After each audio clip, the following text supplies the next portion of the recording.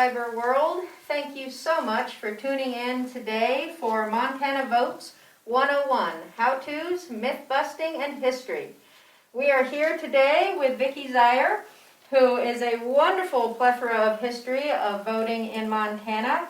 She is the former clerk and recorder and elections administrator from 1993 to 2014. And then the Chief Administrative Officer from 2014 until 2020, until her retirement this May. And Bradley Seaman, he is the Election Supervisor from 2016 to 2020, and our current Elections Administrator in Missoula County.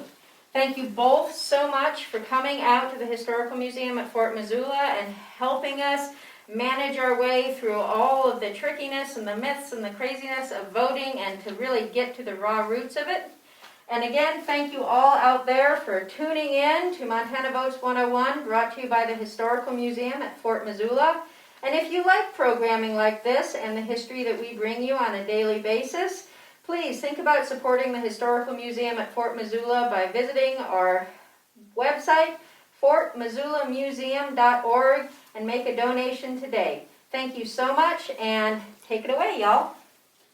I'm going to start, I'm going to cover what has happened over the last few years since I've been the election administrator, especially with absentee ballots and mail ballot elections.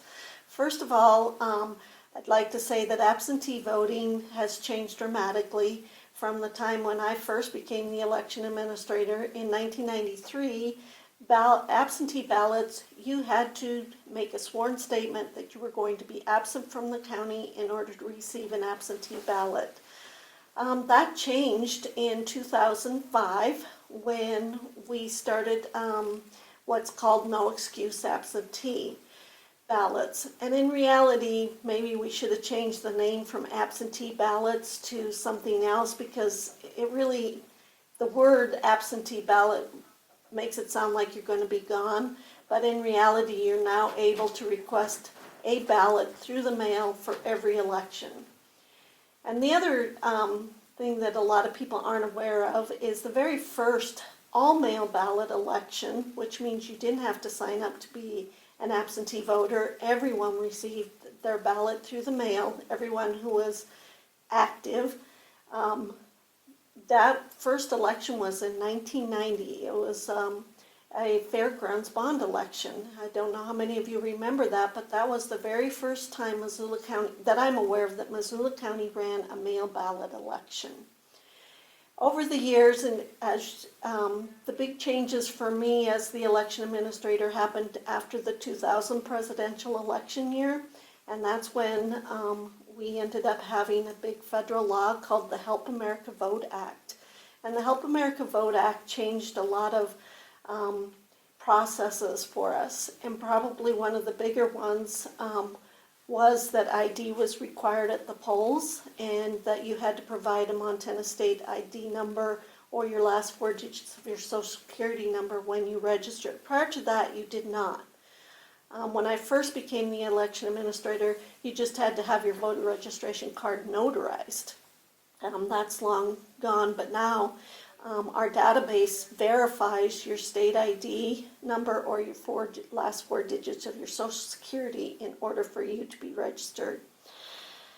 In 2005 is the very first election that Missoula County and the state of Montana used what we call the state voter registration database. That was part of the Help America Vote Act. Prior to 2005's elections, each county had their own database. And as you know, you can get to Ravalli County pretty quickly from Missoula County. And we didn't know if people were voting there and then voting in Missoula and maybe then going up to Lake County. There was no indication. We now have what's called the statewide voter database, and there's no way that you can vote twice in any county. So I think with that, that's kind of what I was going to cover in this first section, and I think Bradley's going to cover some information about the upcoming mail ballot. Yeah, thanks, Vicki. It's exciting to be here and going through this with you. So I was going to talk a little bit about what brings us to this election and what's making this election unique, what's similar about this election. And so this really comes with the start of the governor's recent directive this summer. This summer, the governor passed a directive under emergency powers which allowed counties to opt in to be a mail ballot county. What that means is that we would send a ballot in the mail to every registered voter who's in an active status. And about this resolution, one of the things that was really appreciated is counties got the option to decide. So if you were in a small county in the eastern part of the state where you have enough polling places, judges, and 0 cases of COVID-19, then they could have a polling place election. And in a county like Missoula, where we have a lot of other factors working in, we got the option to make that decision at our level. So this is really similar to how we just ran the primary election in June. In that primary election in June, it was the first federal election in the state of Montana that was allowed to be all mail. And in that election, every single county opted in to be a mail ballot county. With this, it was a very unique experience to run a very similar election to what we run, but on a bigger scale for a federal election. The best portion of this is absolutely that we had 12 percentage point higher turnout than in the 2016 presidential election. And the big difference in this is in 2016, in that presidential election, it was a contested presidential election. There were multiple candidates out. And in this election, by the time it was in Montana, it was really down to the 2 top candidates for the president. So that's huge. With this, the directive that came out this summer, the Board of County Commissioners passed a resolution that opted Missoula County to be a part of this mail ballot. And there were a few reasons that I touched really quickly on before, but they were polling places, training election judges, helping minimize the spread of COVID-19, and then record-setting turnout. So on those different notes, many of our polling places had said, we're not going to be able to be a polling place for you for the November election. Many of our polling places are in schools, and they couldn't say that they could let public into that building without a segregated way to keep students, teachers, as well as voters all safe and healthy. So we lost quite a few of our polling locations due to those very valid concerns. The next area was that when we had lost some of those polling places, we needed to train additional election judges. And in a polling place election, it's so critical that those judges know every detail of that job. We have multiple different jobs that judges serve in there, and they're very detailed on those requirements. So we were cautious about providing good training to our election workers and having a good experience come for our voters in that capacity. Then, to help minimize the spread of COVID-19, the best way that voters can vote to make sure their vote gets counted and to minimize that person-to-person contact is a mail ballot. So we opted into that mail ballot with the hopes that we'll have record-setting turnout again in November, do everything we can to prevent the spread of COVID-19, and parts of this are aspects that when we opted in, we must enforce social distancing requirements, we must enforce mask wearing, and we must make sure that we have prepaid postage on all of those envelopes that are going out to voters, so you can know that your postage is prepaid and that you can drop that in any mailbox and it's going to get into us. With this, kind of our plan for this upcoming current election is really about that all-mail election, and one of the biggest tools that you can utilize is the website of myvoterpagemt.com. You can look on there right now and you can confirm if you're registered to vote, if you're active or inactive, and that's critical because you must be an active voter to get a ballot automatically in this election. You can see where you're registered, and then our ballots are slated to mail on the 9th of October. You'll see where it was mailed, and you'll know that it went out there, and you can track to make sure that you get that ballot in a timely fashion. So for this election, everybody who's active is going to receive a ballot in the mail on October 9th. You'll get that ballot in the mail, and you should receive it about the 13th at the latest to make sure that you have plenty of time to vote. We will have the mail ballot option with prepaid postage available. You can track that online at myvoterpagemt. When you sign that ballot and put it back in the mail, every day when we accept it, we scan those in to let you know that we've gotten your ballot, it's been accepted, and your vote's going to be counted. Many people have expressed concerns about the mail services at this time. We just had a really fantastic meeting with the postmaster here in Missoula County. They're recommending 7 days before the election to mail back in a ballot. So that would be mail it on the 26th, starting on the 27th, utilize one of our drop locations. You can always use that My Voter Page MT to check this, but we've established a really great relationship to make sure that voters get the best service, and we're really confident in their ability to help make sure that this election is successful. However, if you're still concerned about that, you can always vote in person at the election center. So we'll have in-person voting for 200 hours before Election Day. On your instructions that are mailed with your ballot, it lists all of the different times which you can come by. You can vote that ballot that was mailed to you in person, or you can opt to have that ballot voided, and we'll issue you a new ballot on the spot. Because, as Vicki was stating, these are all tracked through a statewide voter database. Before we can issue a voter a second ballot, the first one must be voided before we can have that second ballot go out. In addition to that, we're going to have extended hours starting that week, so we'll be open on the Saturday before that for drive-through ballot drop-off. We're going to be open till 6:30, so if you work that standard 9 to 5 job, you can get in, get registered, and make sure your vote gets counted. And then on the 31st, on Halloween, we'll be open again for drive-through ballot drop-off. And we're offering additional satellite offices. So we will be in Frenchtown at the fire station on the 13th of October, and voters can come to the fire station from 10 to 2 and do any of the services they would do at the election center on Russell. You can register to vote, you could get a replacement ballot, or you can vote in person, drop that ballot off. So any of those services will be available. Very similarly, we'll be at the tax extension office in Sealy Lake on the 20th, and then the Adams Center on the 27th. So we are providing a lot of opportunities to help serve voters where they're at in the community, in addition to additional hours, additional drop-off locations. And on Election Day, in the primary, we had 5 drop-off locations throughout the county. We've more than doubled that. We've got 11 drop-off locations throughout the county for this upcoming election. You can find all of those drop-off locations on our website, missoulavotes.com, and it's also printed on the back side of the instructions with all of that information. So that's the general area of how we're running this election. The only place that you'll be able to get a new ballot is the election center. So any of those drop-off locations on Election Day, you can deposit a ballot, but if you need to get a new ballot, you'll have to come to the election center. We're encouraging voters not to wait till Election Day. Because of the social distancing requirements, because of the fact that we'll need to clean the stations between voters, we want to make sure that you get the best possible service you can get. And so if you come before Election Day, we'll be happy to help provide those services for you, and it'll be a quick trip through our office without that extended wait time.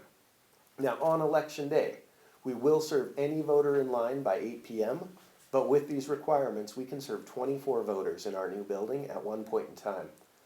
In order to make sure that everybody gets the same treatment, we'll be asking voters to queue outside in November in Montana.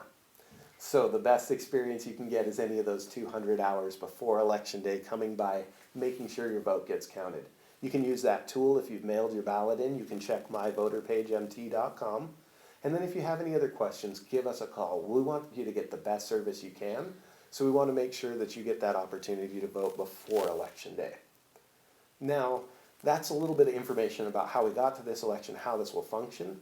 One of the biggest questions we've really been getting is about how do we protect the integrity of your vote? How do we handle mail ballot security? So I wanted to take a second to talk about a few of these different areas. Every ballot has a unique barcode generated by this voter database. What that does is that links that ballot to that voter to make sure that we can record that ballot as accepted and pull up the signatures on that voter's profile. If for any reason a voter needs to get a replacement ballot, they never received that one in the mail, they got that one in the mail, they made a mistake and they need a new ballot, or they tore that one up on accident because it was in all their junk mail and they now need a replacement, we must void that first ballot before we can give a replacement. And that's a feature of the new voter database.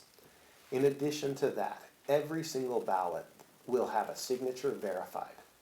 Anytime that you send in a voter registration form or an absentee ballot request, we record that signature into the voter database and keep a record of multiple signatures. This is important in Missoula because we see signature degradation with aging communities. If somebody may have had a stroke or may just be having dexterity issues, those signatures may change over time. We also see the opposite. We have brand new voters with a very flourished signature on their first voter registration, And that tends to shorten up, get a little bit quicker, a little more messy as it goes on, so we can record all of those. The ultimate test on this is, does the election official feel confident that the person signing that envelope is the voter listed in the voter database? And if so, we'll accept that ballot. If not, and that signature doesn't match or it's missing, we don't just throw those ballots out. We'll mark them as rejected in the system, and it shows on that portal of My Voter Page MT, and then we're going to notify you in the most expedient method possible. That means we're going to send you a letter because the system automatically generates that letter. And then if you listed a phone number or an email on your voter registration, we're going to call or email you because we want to make sure that every valid vote gets counted in this election, so we have the opportunity to resolve those signature issues. That's why we're picking up those ballots on a daily basis, scanning them in on a daily basis, so we can notify voters about this. Now, in addition to that, all of our processes are under video surveillance in the elections office.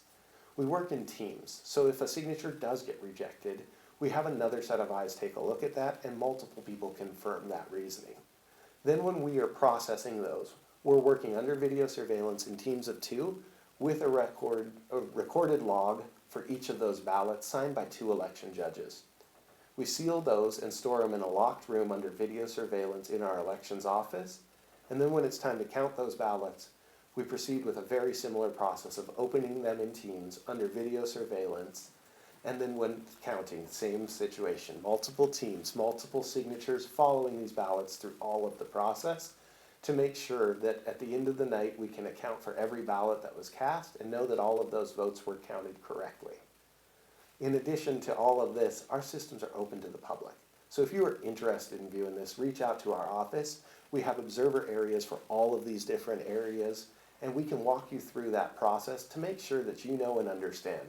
Nothing's better than taking a voter who has concerns about the process, showing them how we process our ballots, and then having them advocate for elections.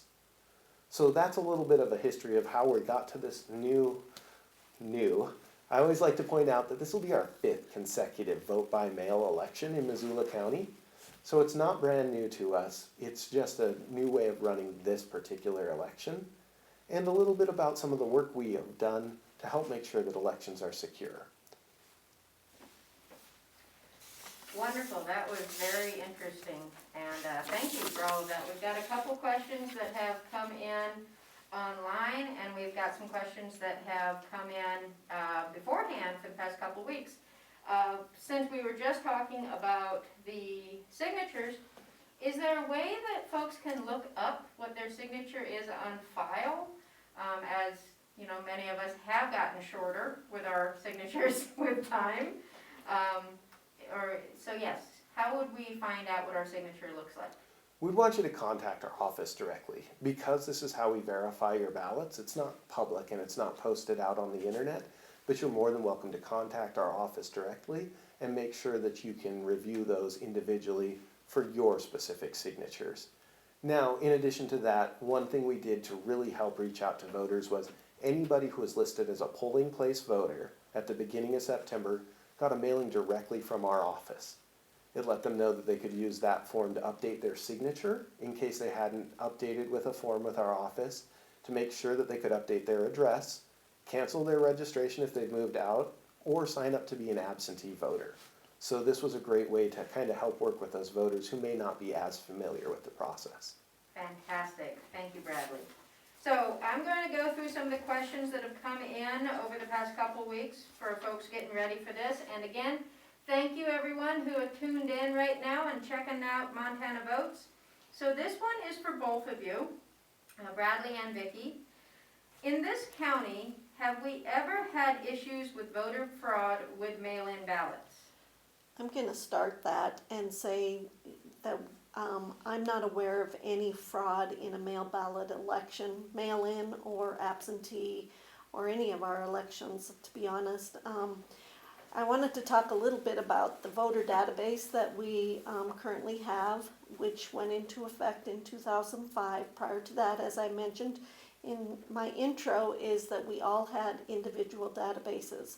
And as I said, you can go from Ravalli County to Missoula to Lake, and we never knew if there were people do more than one vote. And I will tell you, when we went in 2005, and the whole state was on this database, we had to verify duplicate voters, because there were duplicate voters, because voters didn't notify their old county that they left and then came to the new county. So we went through every single duplicate voter, and we had to verify and notify the Secretary of State if we found anyone who voted more than once in any election. And we did not find one.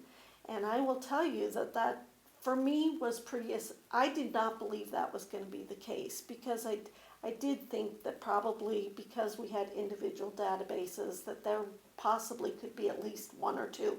I'm not aware of one that occurred. With this new database, what ended up happening is then we merged those duplicate voters. So all their records, so all their history was merged into the voter and to the current county where they reside. And so the database really did take a really hard look at duplicate voters, where they were registered, who was active, who wasn't, and to verify that there was no duplicate voting. I think that's really critical. Now what happens, and Bradley can go into more detail, but now what happens, let's say a student moves to Missoula County and they're currently registered in Gallatin County, but when they got to Missoula, they registered. Well, as you know, everybody is preparing for this election, and in Gallatin County, they may have already prepared them a ballot. In order for Missoula County to be able to register that individual, we have to notify Gallatin County that they have to void that ballot before we can actually register that voter in our county, in Missoula County. And that is the case statewide. Our system will not allow us to pull that voter into our county without having that ballot voided. And I think that's really important for people to know. Yeah, and following up on that, we're very fortunate to not have this. Voter fraud is very specific. This is intent to vote knowingly more than once. So that can be a very hard area to go through trial and prove.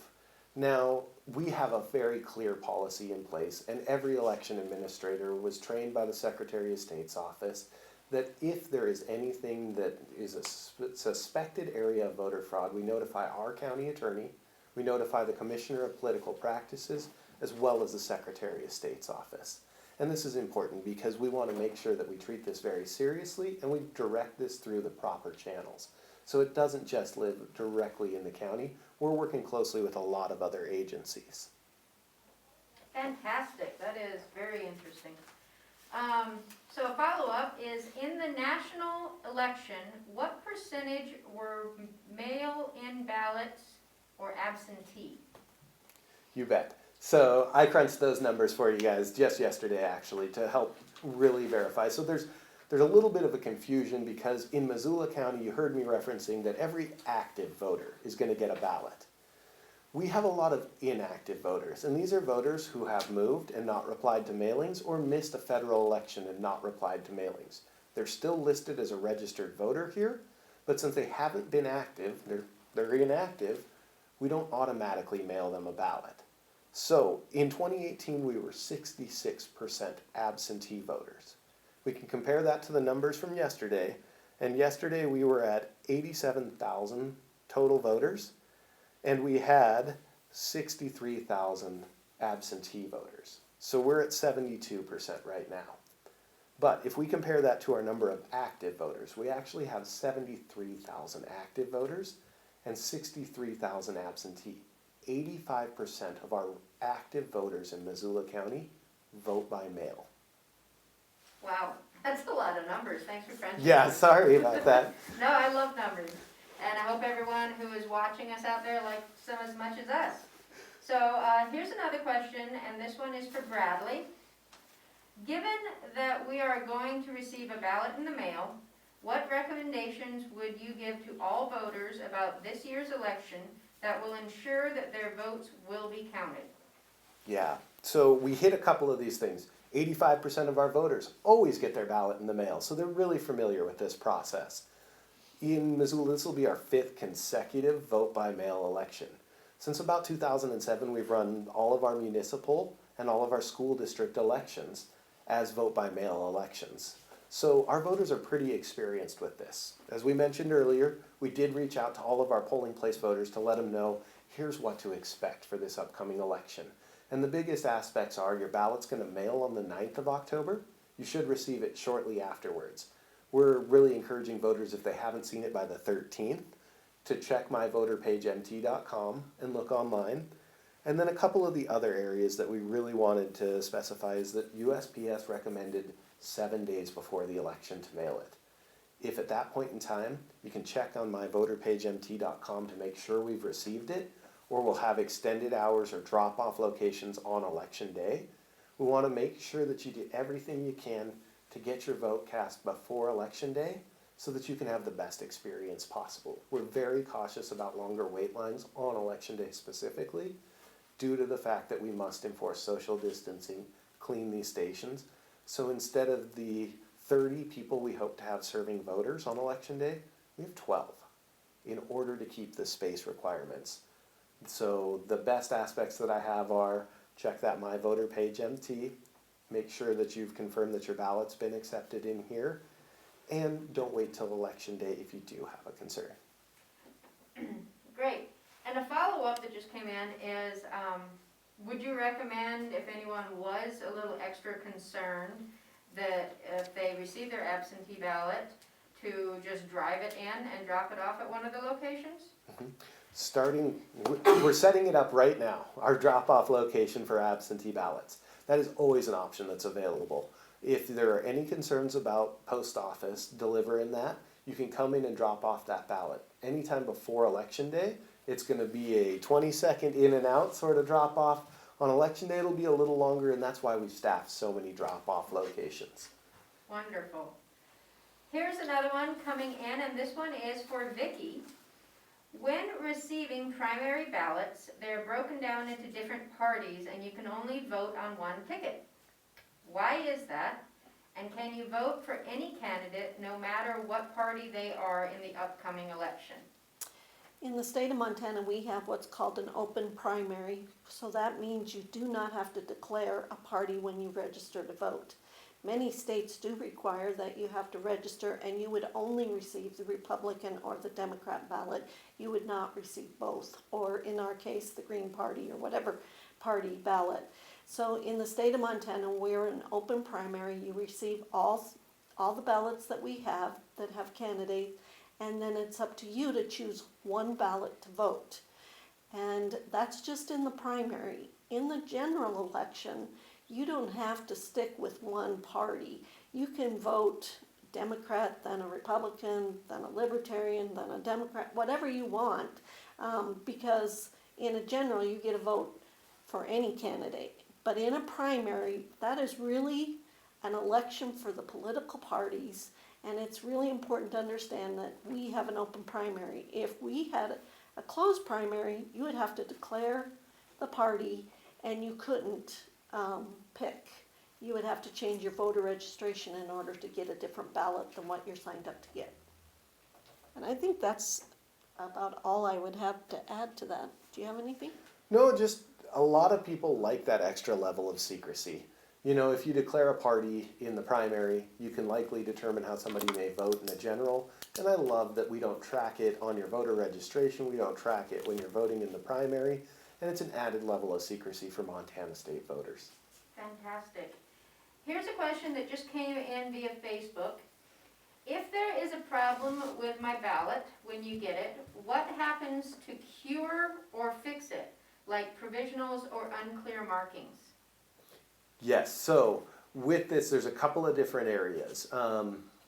For signature errors, then we're going to notify you in the most expedient method possible. That's that letter we're going to send that same day, and then we're going to follow up with an email or a phone call to help remedy that signature error. With a mail ballot, what we do is when we're counting those ballots, anything that appears as a blank ballot or has an overvote in there or is a damaged ballot, those are specifically sorted by our high-speed counters. Every one of those ballots goes to a team of 3 election judges trained by the elections office, And these are 3 individuals without a majority of one party at any table, important here. And what they're going to do is they're going to review that ballot. Human eyes are going to take a look. We have very clear guidance from the Secretary of State that is called determining a valid vote. So using that guidance from the state, those 3 judges are going to take a look and confirm. We just had an election on the 22nd. We had a ballot voted in gold pen. It didn't read that. But it was very clear the way that voter intended to vote when we took it to that board of humans. They could duplicate that ballot to make sure that that voter intent was met and that vote was counted as the voter intended for it to go. So anytime that there's an unclear mark, anytime that it looks like a blank ballot or it reads too many marks, we're going to have individuals review those ballots manually, confirm if we can determine that voter intent, and then if they can, they follow a log to duplicate that ballot. So they stamp the first one as the original, they track it on a log, they stamp the second one as the duplicate ballot so that there's a clear paper trail between those. And that way the voter intent is cast and the ballot is counted as that voter intended. It's a really great process. It's clearly outlined in Montana state law, and it's a great area where we're able to help make sure that voters' votes get counted when they're not putting that ballot directly into a machine at the polling place. That's interesting. Wonderful, thank you. This one is for Bradley. Where are some places I can go to find out unbiased information on candidates? This is one of the toughest questions we get in the elections office. There is so much information floating around and people want to do good research on candidates. We don't ever provide out direct information from candidates or issues. So that way it's very clear that the elections office does not appear to support any candidate or issue. There are a lot of resources for information out there. A few areas that I can highlight to help guide people towards the right area is if there is a voter questionnaire. So they're asking candidates the exact same questions. And you can review those same questions and the same answers. That's a great resource. However, remember that just about every news outlet, media outlet, magazine, paper, or internet site has some sort of bias. So you may not want to take just one source. You may want to look for a couple of additional sources. And we see these come from the local Missoulian newspaper, from different organizations, third-party groups that work in parallel to elections. But we really want voters to check more than one source to make sure that they're not getting some sort of biased information as well. Very good, yes. I have one thing to add Yes, on that. please. Is the voter information pamphlet that is mailed out to voters. I think one of the things, one of the questions that we get a lot about is how are we supposed to vote this? I don't understand this. That's another one, another area that the elections office really can't tell you how to vote. We don't ever want to find ourselves in that situation. Those the proponent and opponent statements are prepared by individuals. The Attorney General reviews those, but we really cannot determine. I know sometimes that language is confusing. You know, should I vote yes because I don't really want it, or should I vote no because I do want it? It's just another area that the elections office is not able to assist you. And those are going to mail on the 5th, so you should get them directly before you get your ballot in the mail. Fantastic. Yes, it's so vital to check your sources and to look at many sources when making decisions. Here is one that, wow, I've got a couple coming in off of our live stream here. So, oh, this one's an interesting one. What triggers a recount and how does that work? Go ahead, I can do too. You go Yeah, I ahead. love this because Vicky's got a lot of history and experience, and it's so exciting because recounts are something we were discussing right before this started. Recounts are automatically triggered if the race is within 1/4 of 1 percentage point of the vote. So that's a pretty narrow margin. It depends on the race. You know, if the number of votes changes that margin pretty drastically. So it's 1/4 of 1% and there will be a recount. Now, Vicki, help echo me on this too, without my law book in front of me. 1/2 of 1%, a candidate may request a recount at a charge to that candidate. So they must put forward a bond for the cost of that recount, We've got a great little workbook that we can put together to determine the number of people we'll need, the number of hours it will take. But if it's 1/2 of 1%, the candidate must request and put forth that bond for that recount. Outside of that margin, there is not a call for a recount. And the one thing to remember is the candidate and a recount cannot be declared until after the canvass, which is 2 weeks after the election. We have to have, nothing is formal, or nothing is official. The results are not official until we've held our canvass. And if it's a statewide race, you have to wait for the statewide canvass. So it all depends on the canvass, and then whether you want to have a recount or not, or whether we automatically run one, will be determined after the canvass. This is some great information, y'all. Thank you. We've got some coming in on the live stream and still going through our ones that folks emailed us. So this one is for Bradley or Vicki, or both. The method of voting is a paper ballot that is fed into a counting machine. Is that the same method used at polling stations in Montana? I can start with that. Each county, small counties mostly, probably hand count their ballots because they don't have very many ballots to count.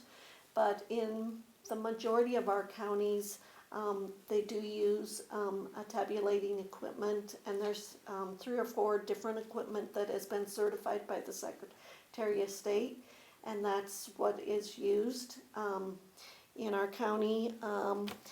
I just want to make sure that I covered everything there. I think one of the things to remember is, as Bradley talked, whether you're at your polling place or we're doing a mail ballot, the machines are very similar. They still kick out if you've overvoted a ballot, if you have a blank ballot, and they'll go to a resolution board in the case of all our absentee or mail ballot.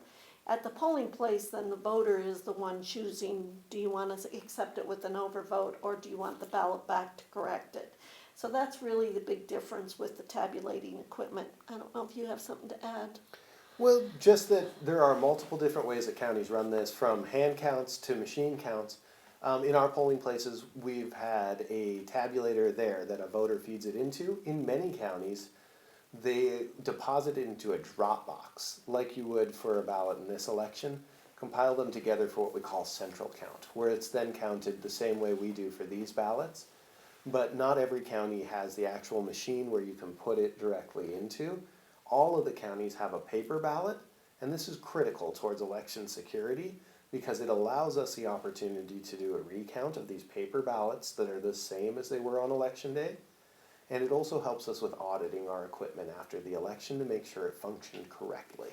So these are great ways that we can help verify the integrity of this election. And I will just say the state of Montana has done a great job. We do have what we call a post-election audit. We verify all our tabulating equipment. We're required by state law to make sure that the machines tabulate it. So we physically, even though we don't have a recount, we still take that paper ballot and compare it to the results of the precinct to verify that the machines did indeed read those correctly. The other thing to note is that none of our machines are internet. They're all standalone pieces of equipment. Nothing is connected to the internet. So there's no way that we could get a virus or something like that way. This is a lot more involved than I thought. I have a question. At one point, do you think that mail-in ballots will evolve into a different form of voting, like online voting or call-in voting? Like, when do you think that might be a feasible option? I don't believe it's gonna, I mean, what it's gonna require is a statutory change. I believe in 2005, there was a law that recorded that requires that Missoula, or the state of Montana use paper ballots. There are many counties, or states, excuse me, not counties, states that use electronic voting, and they have gone back to paper ballots because paper ballots are so dependable. And I would say it's going to be a while before you'll see that. Great, and that was Scott, who is doing our wonderful recording for us. Thank you. Awesome. Fascinating. I had no idea how involved that process was. So this one again is for Vicki or Bradley or both. And this is, at polling stations, who are the legal attendants who check registration status and assist with the voting process? I'll grab this one. So normally those are our election judges. So by law in Montana, you train election judges on even-numbered years before the primary. Every election judge must be trained by the election administrator in their county and certified to vote. We were in the heart of election judge training in March when the pandemic caused us to cancel election judge training and across the state to really make sure that we had enough judges scheduled and trained and ready to go. So in that polling place, those are your election judges trained by the election administrator. Now for this election, it's a little bit different because when people come to get a ballot, they're actually going to be at the late registration office. And those are temporary workers who that we hire on a regular basis. They can help us for multiple elections, some help us just for one election. We just recruited and trained in 10 new people for this role. And we are working with those staff. So it's a little bit different. They're not trained volunteers from the community. I always call our election judges paid public servants because they are paid, but it's at minimum wage. Nobody's doing it just for the paycheck. They're all very dedicated to elections as well. And for this other capacity, since they're working directly with the voter database and they're helping make sure that we're issuing those ballots and accounting for those ballots in the database, they're trained temporary staff. So it's kind of a mixture in Missoula. Here's one that has come in over the live stream. If I have, or someone has a disability, what are the options for voting for that person? Great. Yeah, I'd love to grab this one. So we've got a couple of different options. We have the ability to provide assistance to a voter in a lot of methods at their disposal in their choice. This can be between providing dedicated service to help mark a ballot for a voter. We'd schedule 2 people to mark that, one to confirm the markings and one to physically mark that ballot to make sure it was the voter's intent. We just upgraded our ADA voting equipment. This equipment's available to anybody. It's a new certified express vote. And so this is very similar to the equipment that it was replacing. What this does is it allows a voter to make the selections on a touchscreen. It has headphones and braille keys if you're sight impaired. It also has the ability to magnify print, to change the contrast on the screen to make it easier to view, and it has the attachment for a sip and puff device. A sip and puff device is something that a quadriplegic person would utilize to help make those selections. And this is a critical piece of equipment. In that circumstance, you may be reliant on somebody else to do most of your tasks throughout the day. But with this express vote equipment, we have the opportunity for a voter to cast their ballot independently in complete secrecy. And that is a critical area to have. Now, in addition to that, there's one more option that's a little less known about, and it's called the electronic ballot request system. This is available for voters with a disability, and this is similar to how an overseas military voter would vote. They would be emailed a fillable ballot PDF, and then sent a mail ballot packet in the mail. The idea with this is that the best ADA equipment is likely what somebody has and utilizes on a daily basis. So if they have a screen reader on their computer, they can use that to help them have that accessibility they're familiar with. They could vote that fillable PDF ballot, and then they can print that off and send that back in the signed envelope like another absentee ballot to the elections office. Then that ballot is later transcribed to a normal ballot for that voter, and the idea is that maybe the best equipment is what they already have, and that they can access this without necessarily needing to go to a drop-off location or our election center. In particular, if there are concerns about being at higher risk, this is a great tool available. And they should reach out to our office and we'll help get them all signed up. Fantastic, wow. So I've had a couple come in on the live stream, but I'm going to, right now, have one that was mailed in. So this one is for Vicki, Bradley, or both. Who is allowed legally to be there? Were armed guards or law enforcement ever needed at a polling station? So I'm going to take the second part of that, and Bradley will do the first part. So I don't like the word armed guards. We do use security, and mostly when we use security, when the election administrator is actually hiring security, is for the 8 o'clock, to be at the end of the line at 8 o'clock. Montana law says that you have to be in line by 8 o'clock to be able to cast a vote. And sometimes we can't, especially in late registration when they're outside, we can't get everybody into the building, especially with social distancing.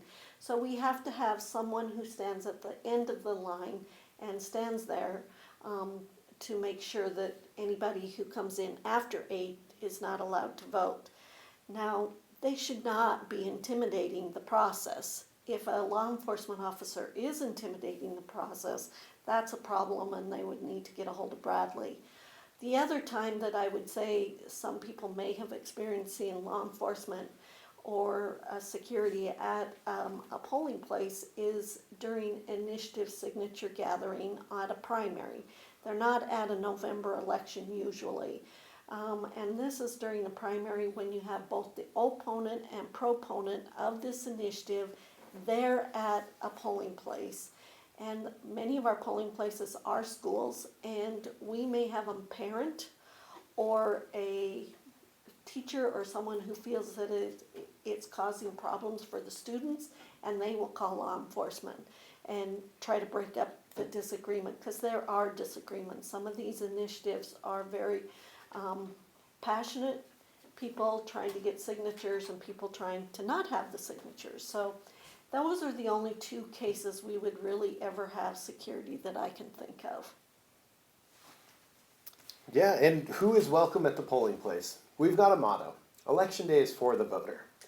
There are a lot of active parts in an election, and so at an election you may see an independent observer, somebody who just wants to observe this process to make sure that it is functioning in accordance with law. You may see a poll watcher.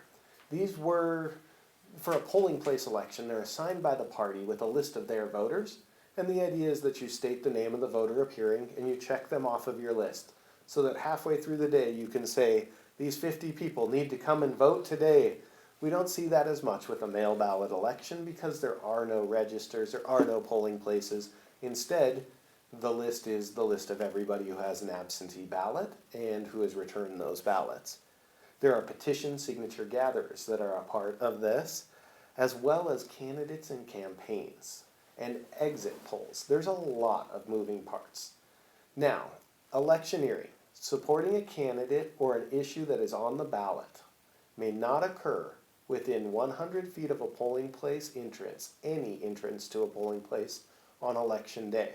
So that's a very specific area of law, is that you can't support an issue, a candidate, you can't have anything of monetary value within 100 feet of an entrance to a polling place on election day. Those other processes are permitted to be at that polling place, but the key is that nobody may impede the voting process.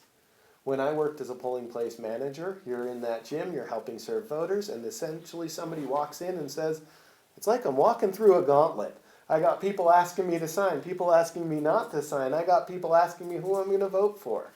And that's where, as a manager, I'd step outside and I would say, hey, thank you guys for coming. You're an important part of this process, but election day is for the voter. We want you to catch these voters on the way out of the polling place. Now, because we'll have ballot drop-off locations and everybody who's getting a ballot will be at the election center, we designate an area for those activities. It just helps us stay ahead of the curve to say that if you would like to support an issue or candidate on there, or hand out a bottle of water or anything of monetary value, this is a designated area that will not impede the process, that is outside of those required areas. And there's a lot of moving parts on election day. Specifically, electioneering is the only one that is prohibited. So I guess I have a bit of a follow-up with that. You say election day. What about these 200 days leading up to election day? So, on these 200 days leading up to election day, since it's all at the elections office, we have that same designated electioneering area out there and available. Now, it's public area, so you can't just put up a sign and leave it. There are no yard signs permitted on public property, but if you wanted to be there to help support those issues, we have that designated area available for those voters. Perfect. So let's ask a few of these that are coming in on the live stream. So this is from Jenny. You mentioned the envelope is prepaid. I've heard that if we put postage on the envelope, the USPS must handle it as first-class mail, thereby preventing slow delivery. Is that true? So, the postage that is prepaid is first class qualified business reply mail. It is treated just like first class. So if you put a stamp on there, you are saving taxpayer dollars. We're going to track every one of those envelopes and request a rebate for any postage applied. So that is a great way that you can help support elections in the county and help our tax dollars go a little bit further. The business reply mail or first class stamp are treated the exact same by the post office with the same delivery. So if you put a stamp on there, you're helping save the county. And if you don't put a stamp on there, it gets the same delivery as a first class letter. Well, obviously I've been helping the county out a lot because I put 2 on every time. Well, and this is new. This is brand new. This was something we did after the primary election because we metered postage on every one of those envelopes. We send out 70,000 ballot packets, but we received in about 45,000 ballot packets back. That meant that there were 30,000 ballot packets out there with 50 cents of postage of taxpayer dollars that did not get utilized. So to help overcome that for this election, we, with the guidance of our election advisory committee and many other groups, implemented qualified business reply mail so that if you drop your ballot at a drop location, if you don't ever return your ballot, we're not spending taxpayer dollars unnecessarily. So this is a really big improvement that I'm so happy to have, Yeah. giving the same service to voters, best rates possible, and helping make sure that we're being mindful stewards of taxpayer dollars. Perfect. All right, another question coming in from Ann. Does Montana allow same-day voter registration or is there a cutoff date? So that was what we were referring to, same-day voter registration. Sorry to jump in here, Vicki. That is available in Montana. We have regular voter registration up until October 26th. Starting on the 27th, a voter must appear in person. This is what we know as late voter registration. This was a change with the governor's directive. It's normally 29 days before the election, and now it's much closer to the election. This is a big positive because what happens is you send in a form and I say, well, Jesse, you're going to need to come in person to get that ballot. And you say, absolutely, I'll show up shortly. And then on election day, you say, I better go in and get that ballot. In this capacity, up until the 26th, we can take that form sent via the mail, we can mail you out a ballot, and we can help make sure that you get that opportunity to vote. Then we have late registration, and late registration runs for that 27th through until the day before the election at noon. This is an important area in Montana law. By law, at noon the day before the election, we cannot register a new voter. If you have an absentee ballot that you need a replacement for, we can do that. If it's undeliverable, we can do that. Or you can drop off your ballot. But by law, we can't register a new voter from noon to 5 the day to the election. Then same-day registration starting at 7 a.m. until 8 p.m. And anybody who's in line at 8 p.m. will get service. So if that line is extending outside the building, as long as you are in line at 8 p.m., you will be served on election day. I guess I have a follow-up question from me. Yeah. So we recently moved and my husband filled out to update his registration and everything. And I received my little voter card. He hasn't. He's a little concerned. I've checked on my vote, what's the website again? MyVoterPageMT.com. MyVoterPageMT.com, and it shows both of us are signed up for our proper location and absentee. Should he be concerned because he didn't receive his little card yet? I would not be concerned about not receiving that card yet. We have received thousands and thousands of voter registrations in the last month. It has been a lot. Many duplicates because of third-party mailers, many people updating signatures, but what that means is that we generate those cards as those are processed through. If it shows on myvoterpagemt.com, that is a portal to the voter database, so you know that that information is updated and correct. Sometimes that mail gets a little bit delayed in being printed, sorted, and sent. But What we've been telling voters who've come in and dropped off a form recently is, hey, thank you so much. We're going to get this processed. Ballots mail on the 9th. You may get your voter confirmation card before then, or you may get your ballot on the 9th, and you'll know you're registered, and that confirmation card will be shortly behind.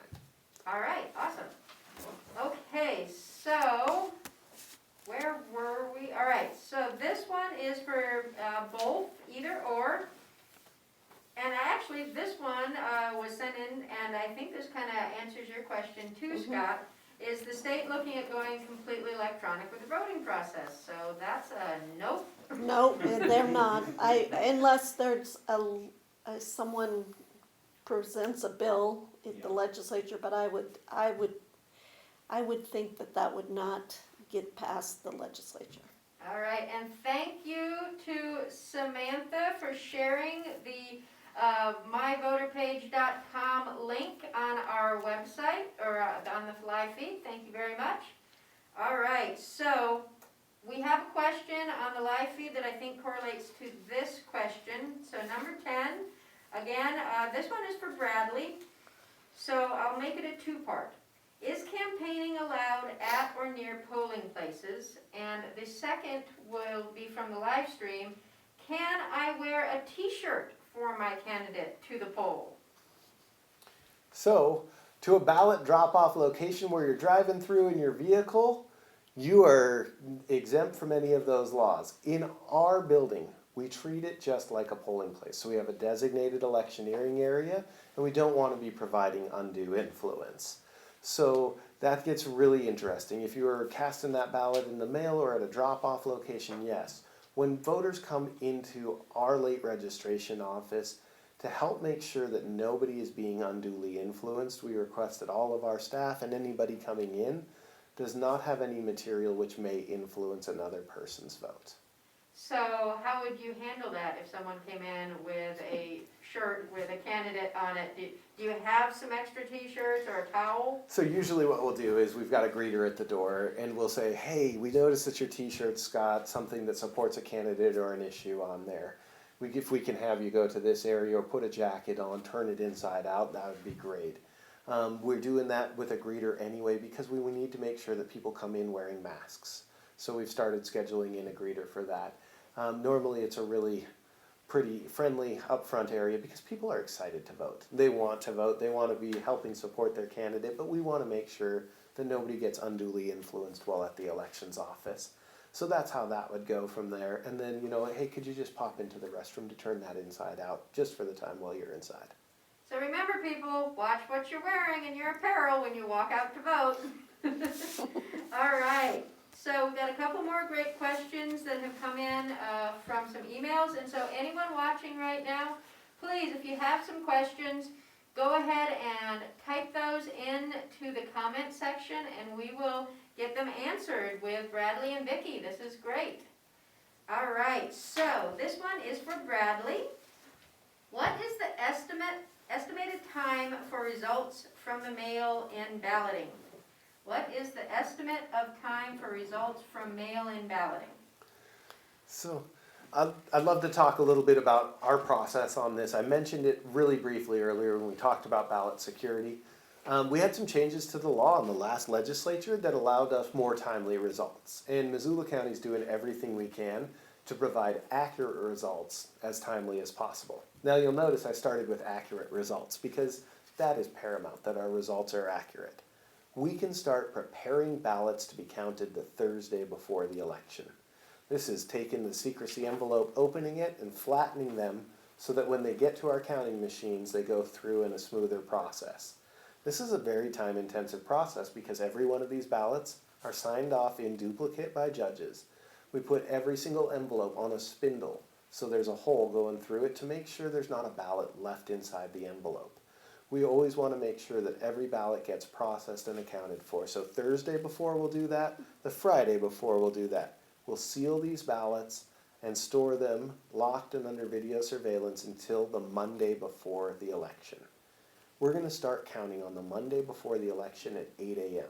and we're going to run through until 8 p.m. that day. What this does is this lets us get a little bit ahead. If we get to our goal of 80% voter turnout, That means 60,000 ballots coming back in. Times 2. So every one is a 2-page ballot. So it's 120,000 pieces of paper that we are organizing and sorting and accounting for. Now, to help with this process, on Monday at 8 a.m., we have 4 high-speed tabulators that'll be in operation. On election day, we always reserve 1 more to retest after our public test to ensure that it is functioning properly. So we'll test that, and on election day, we'll be running all 5 pieces of equipment. Our first results are going to come out at the close of polls at 8 p.m. So we want that to be as totaled as possible, but accurate first. So we're going to make sure that that first result comes out. We'll have a really good idea at that point in time, hey, we are 80% way tabulated, or we're 70% of the way tabulated, and we'll run through until midnight. At that point in time, we've been running from 7 a.m. till midnight, and everybody's getting a little groggy. We need accuracy. So we're going to pause that process if we still have ballots to count at midnight on election night, and we'll come in the next day at 8 a.m. and count through until completion. So our first results are at 8 p.m. If it runs past midnight, we'll pause that process and resume again the next day at 8 a.m. All of this is due to the changes that the legislature made to the law, and they're paying off in dividends right now because we're able to help with these record-setting numbers of ballots to process to ensure that they're accurate and timely results on election night.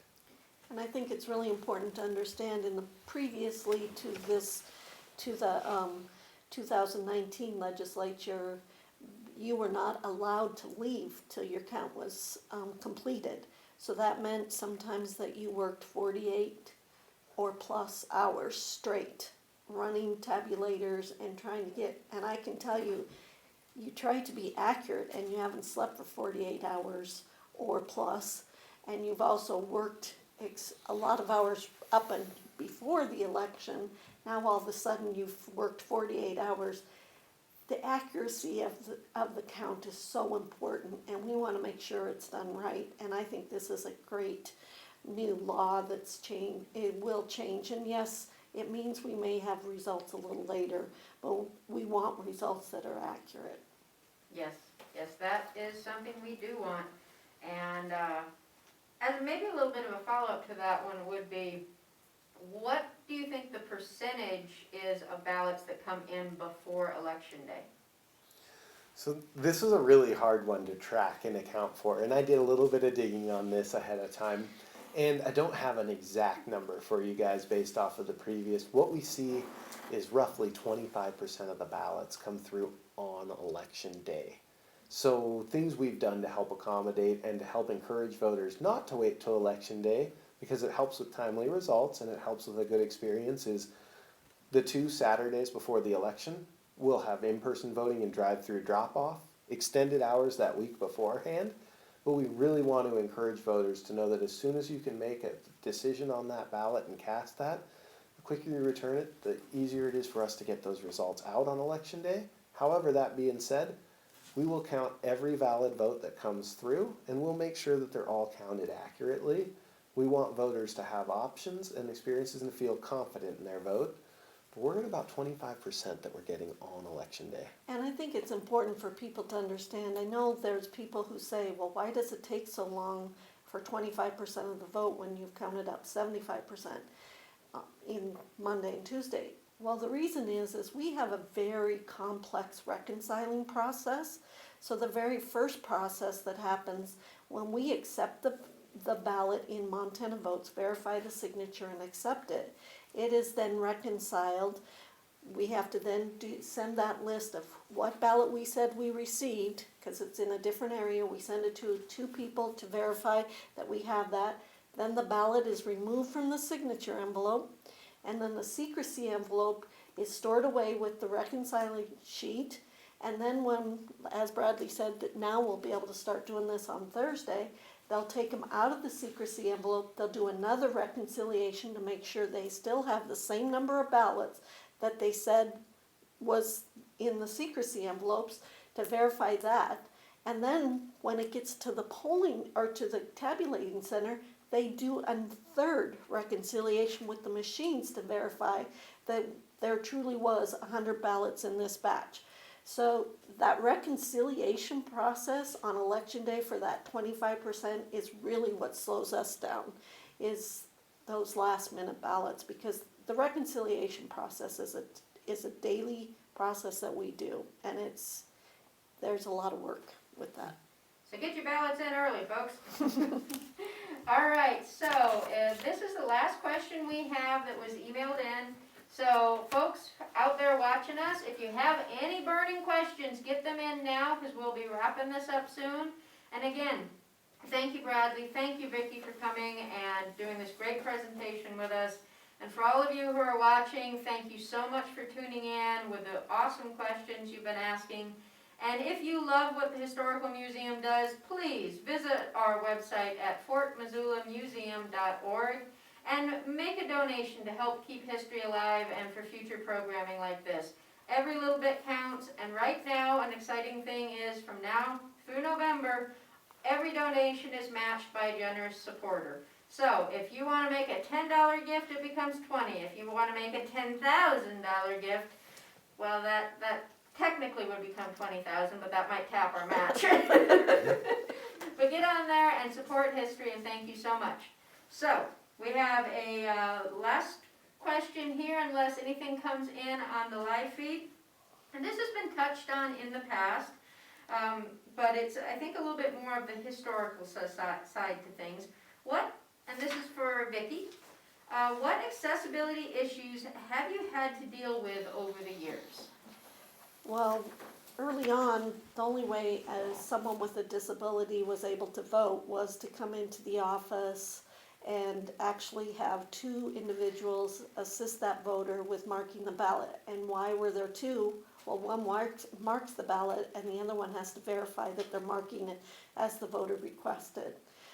And the Help America Vote Act changed some things, and we then had the ADA equipment, which we started with the auto marks, and now they have the new express vote. There have been a lot of changes for the disability community to be able to mark their ballots independent of anybody seeing how they vote. And I would also say that when the Help America Vote Act passed, the other big issue that we had is that we had to verify that every polling place was accessible, meaning that we had ramps, meaning that they could open the door. Prior to the 2005, we had polling places that didn't have a ramp and were only stairs, and we weren't required. So a lot of things have changed for the disability community. And I know that Bradley's done recent polling place inspections again. You have to constantly be doing them. But I think we're doing the right thing and trying to get that so that every voter has the right to access the polling place and the election process. Yeah, we completed all of our accessibility surveys for the primary election in early March and had to pivot. One other area that's been very helpful in Missoula County, we have an elections advisory committee. And one of the members of our election advisory committee is specifically portioned for a member of the ADA community. And I rely very heavily on that when we're coming up with plans for our election day, with layouts of our parking lot, with other areas like that, to help make sure that it's not an afterthought, that it's a part of our planning process. Well, we just had a question come in that made me chuckle because I just recently finished reading Bill Bryson's The Summer of 1927. And so I actually know who this question is kind of talking about. And so this one's for Vicki, and maybe Bradley can kick in. They used to say that you could vote early and vote often. Is there any historical case you know of in Montana's early days of an election scandal? And if I'm remembering right, that was from Al Capone and William Hale and a couple other famous Chicagoans from the early part of the century who used to say that. But do we have any in Montana's history? As far as I'm aware, and obviously that's from 1990 to present, I'm not aware of anybody who vote early, vote often. I'm not aware of any. As I stated earlier, our new voter database. We had a lot of duplicate voters statewide, and when I say a lot, Missoula County had about 4 inches of report, and there was about 7 names on each report, so it was a large report, and we had to verify all those duplicates, and we never found one person who voted twice. And you haven't seen any yard signs out there that said vote early and vote often.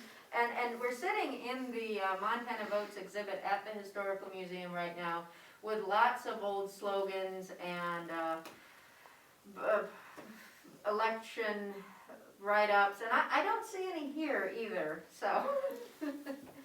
All right, well, unless anyone has any last-minute questions on the live feed here, I want to thank each of you for coming. This has been tremendously informative, and we've really enjoyed it. I know I have. Is there any last-minute things you want to shout out to the world? I'd love to hit a couple of quick points. Ballots are going to mail on the 9th. myvoterpagemt.com to confirm that you're going to get a ballot and to confirm that your ballot's been accepted. And then vote early. You can't vote often because of the database. It's simply prohibited. But if you turn that ballot in early, you'll know that your vote has been counted, and you'll know that you won't have longer than normal waits on election day. Fantastic. And again, thank you, Bradley. Thank you, Vicki, for coming in, and for everyone who's been tuned in and watching and asking these great questions. Thank you so much. And if you want to support the Historical Museum at Fort Missoula for future programming, please, right now, go over to our website at fortmissoulamuseum.org and make a donation. Every bit really counts, and we're here making history and keeping history alive. So thank you, and thank you to everyone who's tuned in.